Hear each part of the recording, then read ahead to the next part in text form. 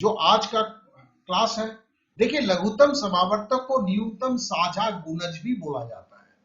अब लघुत्तम समावर्तक को एक भाग विधि से भी निकाला जाता है, एक गुणज विधि भी है, जिसे मैं आज इसलिए बताना चाहता हूं क्योंकि कंसेप्ट बिल्डिंग में क्यों ये लघुत्तम समावर्तक हकीकत में है क्या, इसके लिए आपको सही में समझना है।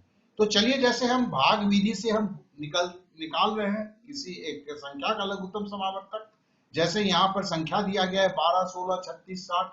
देखिए, अगर आप विभाजकता के नियम जानते हैं तो सारे के सारे सम संख्याएं, क्योंकि इनकी आखिरी संख्या 2, 6, 6, 0, ये सब जो है सम संख्या है। 2 से कटने वाले सारे आखिरी संख्या जो है, अगर 2 से कटते हैं तो वो सम संख्या है, या 0 है तो वो सम संख्या है। और ये सारे 2 से भाग जाएंगे, इसलिए आंख बंद करके हम 2 से भाग देते हैं, तो फिर भागफल जो निकलता है उसे लिख दिया गया 6, 8, 18, 30। मतलब 12 को भाग देंगे तो 6 होगा, 16 को भाग देंगे तो 8 होगा, 36 को भाग देंगे तो 18 होगा, ऐसे। अब ये सब फिर देखिए सम संख्या है, तो इसे हम 2 से फिर से भाग देते हैं और भागफल को फिर से लिख देते हैं, जैसे 3 दूनी 6, 4 दूनी 8, 9 दूनी 18, 15 दूनी 30। अब देखिए, इसको हम 3 से भाग देते हैं, क्योंकि 3 संख्या है जो तीनों से भाग जाएगा, तो हमने 3 दे दिया।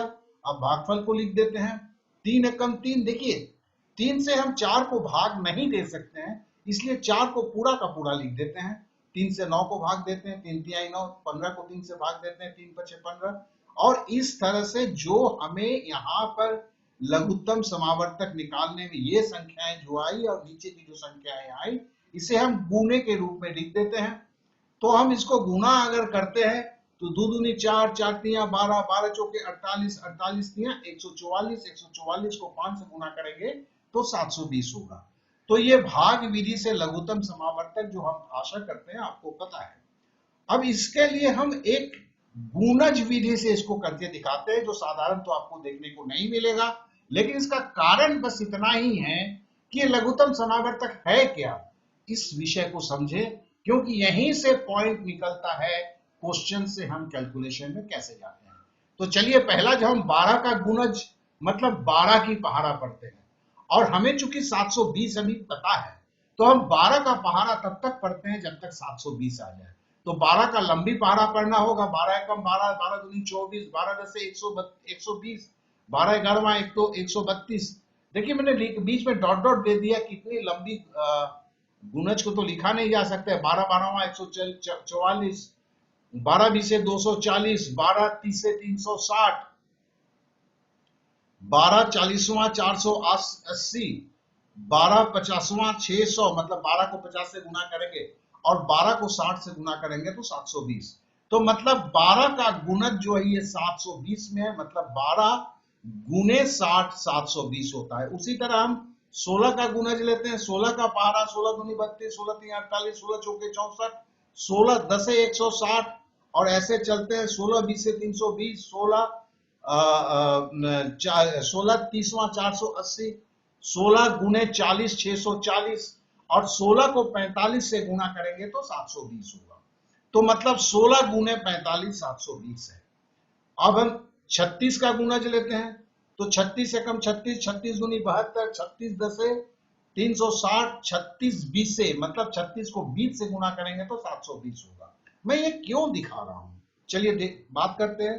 60 एकम 60, 60 दसे 120, ये 60 दूनी 120, 60 दसे 600, और 60 को 12 से गुना करेंगे 720। तो देखेंगे, अगर हम इसके पहले कोई भी एक संख्या ले लें या जितनी संख्या लिखी हुई है, आप पाएंगे कि अगर 600 लेंगे तो 16 से कभी 600 नहीं कटेगा। अगर आप 360 को लेंगे तो 360 कभी 16 से नहीं कटेगा।